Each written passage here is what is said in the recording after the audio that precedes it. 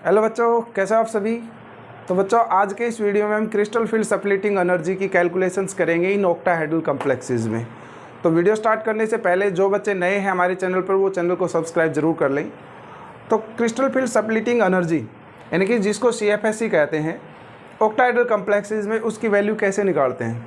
तो CFSE का formula होता है बच्चों x into -0.4 plus y into 0.6 plus ZP, जहाँ x क्या है, number of electrons in T2G orbitals. जब सप्लीटिंग देखी थी तो D ऑर्बिटल्स दो सेट्स में टूट गए थे, T2G और EG। तो x हम किसको मान रहे हैं, T2 ऑर्बिटल्स में इलेक्ट्रॉन्स की संख्या, और y किसको मान रहे हैं, EG ऑर्बिटल्स में इलेक्ट्रॉन्स की संख्या। आपने देखा था कि EG वालों की जो ऑर्बिटल्स है उनकी एनर्जी बढ़ गई थी, सो यहाँ प्लस 0.6 बढ़ जाती है। ओके, वहाँ हमने क्या यूज़ किया था, वहाँ हमने यूज़ किया था 3/5। 3/5 का मतलब 0.6 तो होता है।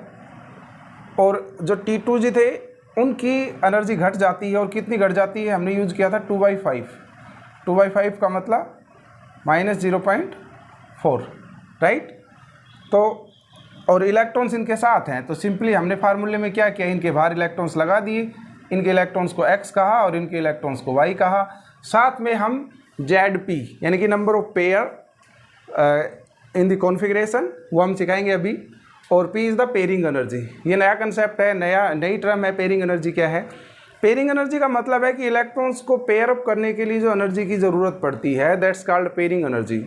Okay, pairing energy the amount of energy required to pair the single electron in the orbital. Orbital में एक इलेक्ट्रॉन को पेयर अप करने के लिए कितनी एनर्जी की जरूरत पड़ती है, दैट्स कॉल्ड पेयरिंग एनर्जी। क्योंकि जैसे ही आप पेयर करेंगे तो पहले से उपस्थित जो इलेक्ट्रॉन है उसमें और जो आप भर रहे हैं उसमें रिपल्सन होने वाला है, तो आपको एनर्जी लगानी पड़ेगी।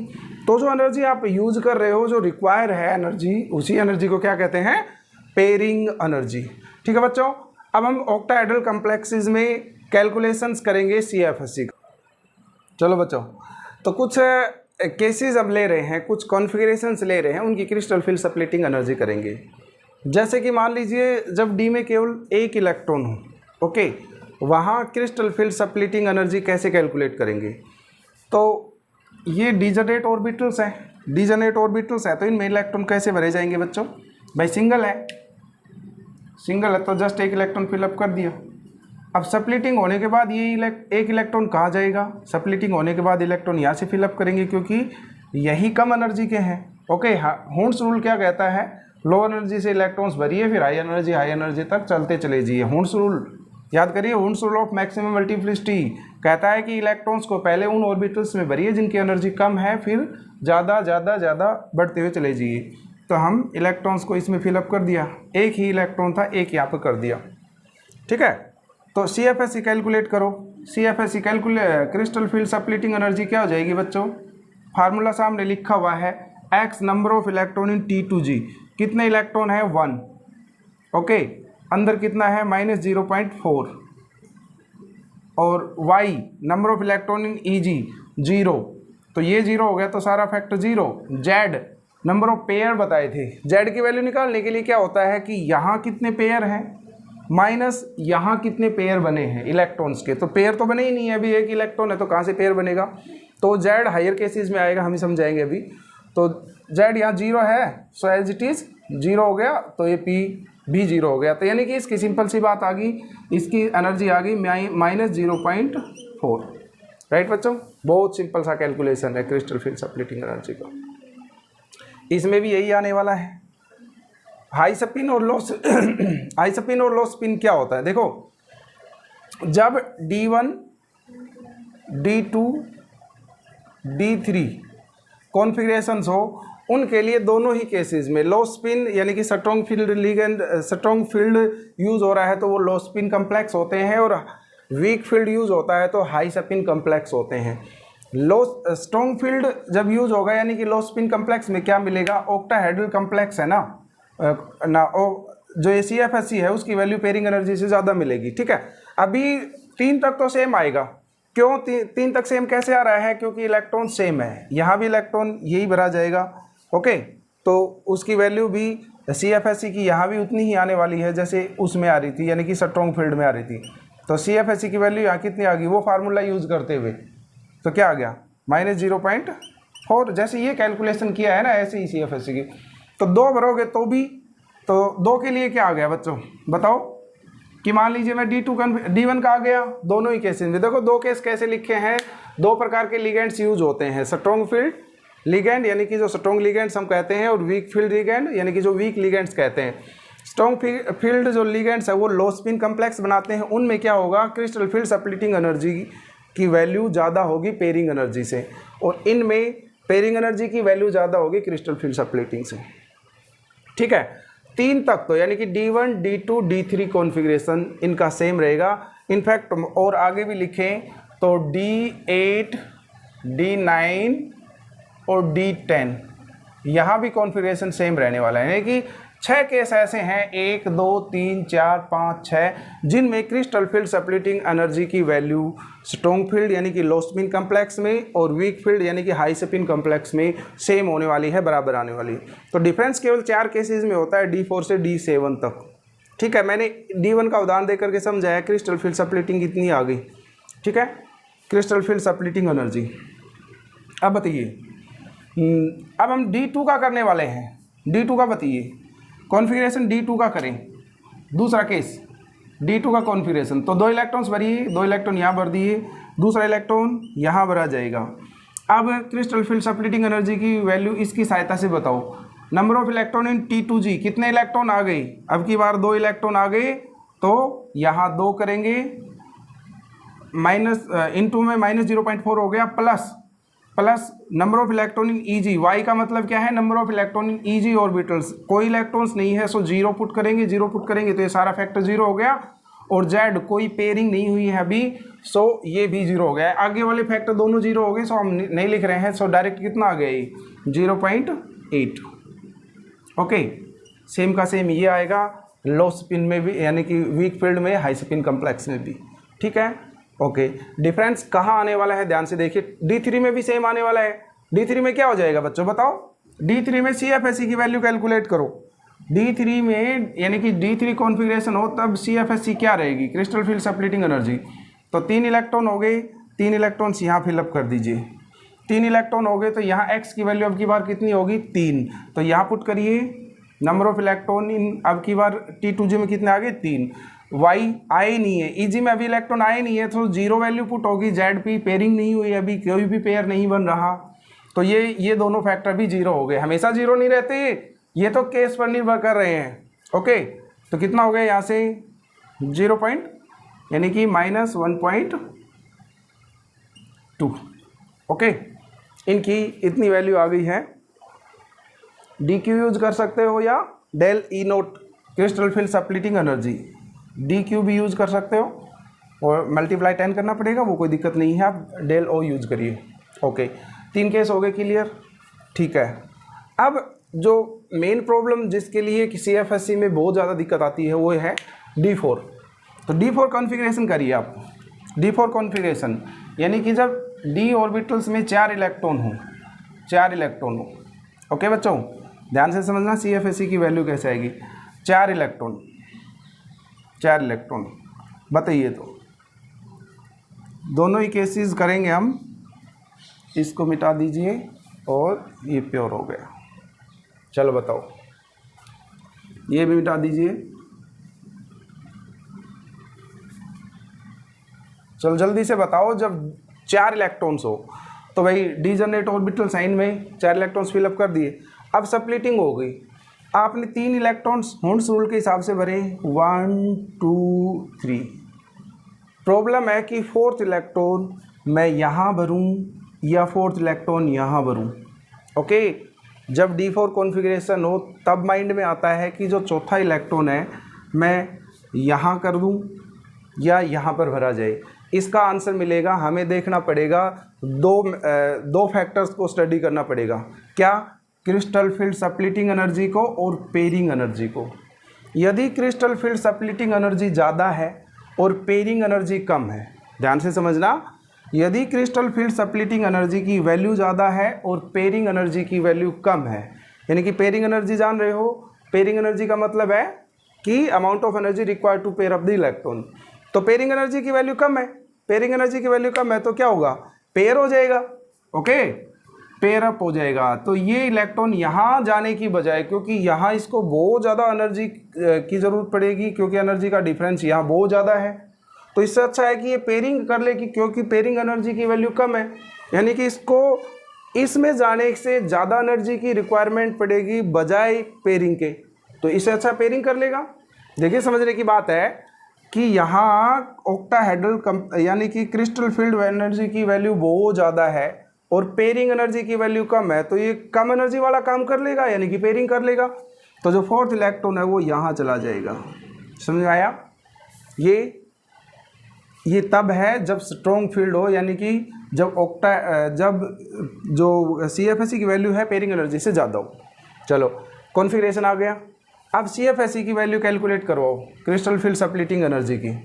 क्रिस्टल फील्ड सप्लीटिंग एनर्जी देखो भाई, नंबर ऑफ इलेक्ट्रॉन्स कितने आ गए यहाँ, नंबर ऑफ इलेक्ट्रॉन्स कितने, अरे 4 हो गए, तो 4 अंदर minus 0.4 plus y number of electrons in EG 0, सो आगे वाला 0 हो गया। ZP, अब Z की वैल्यू क्या आ रही है, Z की वैल्यू निकालने के लिए क्या अब की बार पेयर हुए हैं, हाँ हुआ है ना पेयर, कितने बने, तो देखो नंबर ऑफ पेयर यहाँ कितने हैं, एक पेयर बन रहा है, माइनस नंबर ऑफ पेयर्स वहाँ कितने हैं, वहाँ एक भी नहीं है। इंपॉर्टेंट बात, Z की वैल्यू कैसे निकालते हैं कि यहाँ पेयर कितने बन रहे हैं इलेक्ट्रॉन्स के, एक पेयर बन रहा है, उसमें से क्या माइनस करेंगे, वहाँ जो डिजनरेट ऑर्बिटल्स है उनमें कितने पेयर बन रहे हैं, तो उनमें तो कोई पेयर नहीं है, तो 1 माइनस 0, क्योंकि वहाँ कोई पेयर नहीं है, तो 1 माइनस 0 का मतलब 1, तो P। तो अब की बार CFSE की वैल्यू कितनी आ गई बच्चों, कैलकुलेशंस करेंगे तो इनका कितना कैलकुलेशन हो गया, माइनस 1.46 प्लस में P। तो इसकी वैल्यू मैं यहाँ लिख देता हूँ, इसकी मल्टीप्लाई करी, minus 1.6 plus P for pairing energy. ठीक है, इस केस में जब वीक फील्ड हो तो क्या होगा, वीक फील्ड में क्या करना है बच्चों, देखो 4 है अपने पास केस, वही केस अब वीक फील्ड में कर रहे हैं। हाई स्पिन लो स्पिन का तो कर लिया जब स्ट्रॉन्ग फील्ड था। अब यदि वीक फील्ड है तो हम क्या करेंगे, इलेक्ट्रॉन्स फिलअप करिए, 4 इलेक्ट्रॉन, अब 1 2 3, अब फोर्थ इलेक्ट्रॉन कहाँ भरे, आंसर रहेगा कि हमें 2 फैक्टर्स देखने हैं फोर्थ इलेक्ट्रॉन फिलअप करने के लिए, पेयरिंग एनर्जी और CFSE यानी कि क्रिस्टल फील्ड सप्लीटिंग ऑक्टाहेड्रल जो एनर्जी है, उन दोनों में देखा कि हमने यहाँ पेयरिंग एनर्जी बहुत ज़्यादा है, यानी कि पेयर करने के लिए इसको बहुत ज़्यादा एनर्जी की ज़रूरत पड़ेगी, तो ये पेयर क्यों करेगा, जब फोर्थ इलेक्ट्रॉन को यहाँ यानी कि पेयर करने के लिए बहुत ज़्यादा हाई एनर्जी की ज़रूरत है, तो ये पेयर क्यों करेगा, ये हायर में चला जाएगा। समझ गए, यहाँ पेयरिंग नहीं हो रही, क्यों पेयरिंग नहीं हो रही, क्योंकि जी यहाँ पेयरिंग एनर्जी की वैल्यू बहुत हाई है, तो ये हाई क्यों पे करेगा, इससे अच्छा है कि ये हायर वाले इलेक्ट्रॉन्स में चला जाए, कम एनर्जी की ज़रूरत पड़ेगी वहाँ बजाय पेयरिंग के। ओके, फोर्थ D4 में क्या कि जी फोर्थ इलेक्ट्रॉन भरने के लिए हम हायर में भर देंगे, बिकॉज पेयरिंग के लिए यहाँ बहुत ज़्यादा एनर्जी की ज़रूरत पड़ेगी, सो ये पेयर नहीं करेगा, सो हायर में भर दिया जाएगा। ठीक है, अब CFSE की वैल्यू कैलकुलेट करो, मैं इन्हीं के बीच में ही कर देता हूँ CFSE की वैल्यू कैलकुलेट। तो बताओ CFSE की वैल्यू कितनी आ गई, उस फार्मूले से x यानी कि number of electron in T2G कितने इलेक्ट्रॉन्स है, ये G हमारा, T2G में कितने इलेक्ट्रॉन्स है 3, और माइनस 0.4 प्लस यहाँ बताइए y number of electrons in EG, अब की बार 1 आ रहा है, 1 और 0.6 प्लस पेयर है क्या, कोई पेयर नहीं है, यानी कि Z की वैल्यू 0, सो 0 हो गया आगे सारा। तो बताओ टोटल कितना आ गया, 4 3 12 माइनस का 1/2 1.2 प्लस 0.6, यानी कि ये हो गया 12 और ये हो गया कितना आ गया बच्चों, कैलकुलेशंस कर दो इसकी, 0.6 ठीक है, 0.6 माइनस का ये CFSE, ठीक है, समझ में आया। चलो तो नेक्स्ट कर लेते हैं, नेक्स्ट केस इसका क्या है। तो नेक्स्ट D5 में कर लेते हैं बच्चों। जब D में 5 इलेक्ट्रॉन्स हो तो कैसे, तो यहाँ फिलअप करिए 1 2 3 4 5। ओके, यहाँ 5 इलेक्ट्रॉन्स कैसे भरेंगे, 2 सेट्स में टूट चुका है ये 1 2 3, क्योंकि यहाँ पेयरिंग एनर्जी बहुत कम है सो पेयर ही कर लेगा। पेयरिंग एनर्जी कम है तो पेयर कर लेगा, पेयरिंग एनर्जी ज़्यादा है तो पेयर नहीं करेगा। सो यह हो जाएगा कितना, 4 और 5, राइट। इसका कॉन्फ़िगरेशन बनाओ, साथ साथ इसका कॉन्फ़िगरेशन भी कर दो। CFSE की वैल्यू बाद में कैलकुलेट कर लेंगे। देखो जब पेयरिंग एनर्जी बहुत हाई है तो 5 इलेक्ट्रॉन्स, ये तो डिजनरेट में है, ये तो नॉर्मली भरे जाते हैं 5। यहाँ देखिए 1 2 3। अब जो 4th इलेक्ट्रॉन है अभी समझा चुके हैं, पेयरिंग एनर्जी बहुत हाई है सो पेयरिंग क्यों करेगा, ये हाइयर में चला जाएगा। 4th और 5th भी पेयर नहीं करेगा, हाइयर में चला जाएगा, ठीक है। इनकी CFSE कैलकुलेट करो। CFSE कैसे आएगी, CFSE फार्मूला लिखा हुआ है, number of electrons in T2G। कितने इलेक्ट्रॉन्स हैं, 5 इलेक्ट्रॉन हैं तो 5, और अंदर कितनी मल्टीप्लाई है, -0.4 plus number of electron EG, यहाँ तो है ही नहीं EG, यानी कि 0 जोड़ दें। और Z की वैल्यू कितनी है, Z कैसे कैलकुलेट किया जाता है, नंबर ऑफ पेयर यहाँ कितने हैं, 2 पेयर हैं, 2 पेयर दिख रहे हैं, उसमें से वहाँ कितने पेयर हैं, एक भी नहीं है, तो 2 - 0 यानी कि 2, तो यहाँ जोड़ देंगे 2p। ओके, ये पेयरिंग एनर्जी 7 फैक्टर जोड़ना है। तो कितना हो गया, 5 और 4 की मल्टीप्लाई करेंगे तो -2.0 और +2p। ये इसके साथ इसकी क्या यूनिट लगा देंगे, ΔO +2k, राइट बच्चों, ठीक है। इसकी CFSE कैलकुलेट करो। CFSE की वैल्यू यहाँ कैसे, देखो एक बार मैं यही कर देता हूँ CFSE की कैलकुलेशन, बताओ। तो नंबर ऑफ इलेक्ट्रॉन्स यानी कि X T2G में, ये T2G हमारा, ये EG है, बताओ तो कितना, number of electrons in T2G कितने हैं यहाँ, 3, और मल्टीप्लाई करें -0.4 plus number of electron EG 2, multiply कितना करेंगे 0.6, पेयर कुछ भी नहीं है सो 0 लिख देंगे, यानी कि 0 हो गया।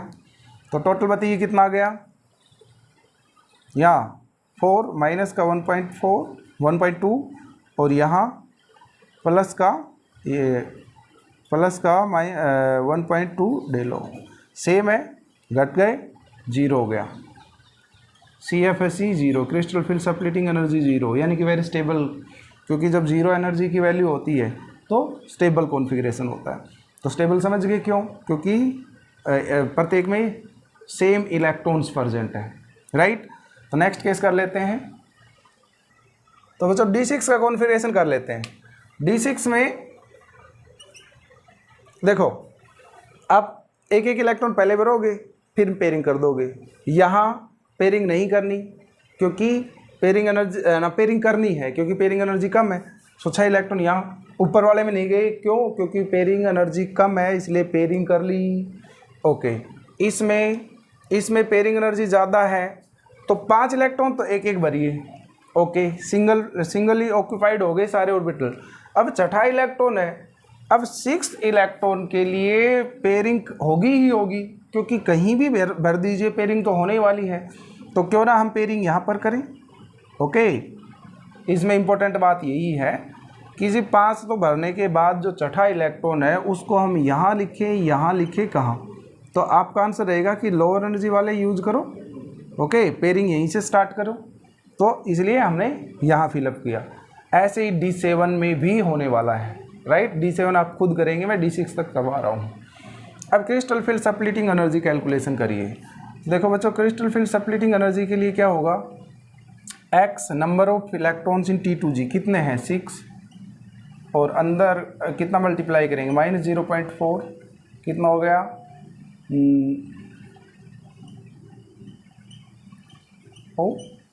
ओके, प्लस में y number of electrons in EG 0, ZP कितना है, कितने पेयर हैं यहाँ पर 3, माइनस उधर कितने पेयर हैं 1, तो 3 में से 2 गया तो 1, तो ना 3 में से 1 गया, 3 में से 1 गया तो 2, तो 2p, राइट। इधर बताइए क्या होगा, इधर CFSE की वैल्यू क्या हो जाएगी, इधर CFSE की नंबर ऑफ इलेक्ट्रॉन कितने 4, और उस फार्मूले से कर रहे हैं -0 plus number of electron in EG 2, और ये हो गया 0.6 प्लस ZP कितना, Z पेयर कितने हैं यहाँ पर 1, माइनस उधर कितने हैं यहाँ 1, 1 माइनस 1 0, ओके। तो इसकी कैलकुलेशन तो हो चुकी है, इसका बताओ -1.6 और ये हो गया प्लस 1.6, तो कितना होगा ये हो गया प्लस 0.4 माइनस का, ओके। तो यहाँ क्रिस्टल फील्ड सप्लीटिंग एनर्जी कितनी आ गई, D7 का आप खुद करेंगे, ठीक है बच्चों।